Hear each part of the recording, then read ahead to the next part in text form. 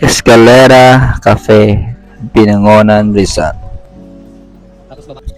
Hi guys, naman niyo akong pumunta sa Escalera Cafe dito sa Binangonan, Rizal.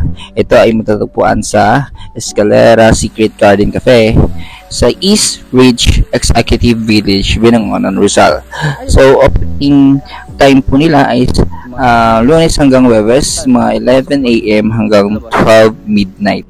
So, kapag Friday naman hanggang Sabado, mga 11 AM hanggang 11 PM sila nagbubukas. So, meron din ditong La Amora, yung isang cafe din, or isang fine resto din dito sa Binangonan, Rizal. So, magkatabi lang yan sila. Pero ito, pinuntahan namin ay sa Escalera Cafe kasi maganda yung view dito, city view, night view, and then yun, maganda yung landscape dito, at saka yung aesthetic masyado yung cafe na to, cafe restaurant. And then yun, maganda yung nila steps nila kapag gabi, super colorful, super mailaw. So yun, maganda, napaka-vibrant sa mata natin.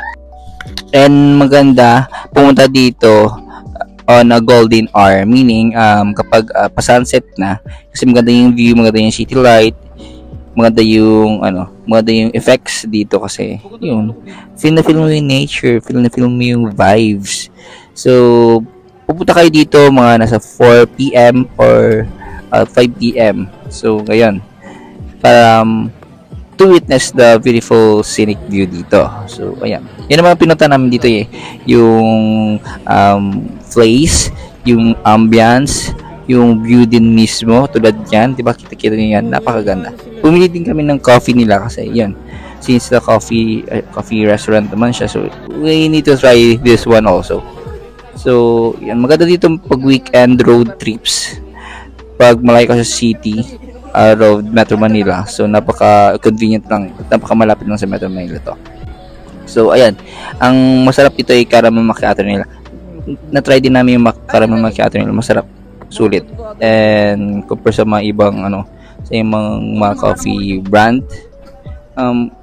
pwede na din, pero most better yung iba. Sa tingin ko lang. So ayan, tana natin guys, Escalera Cafe.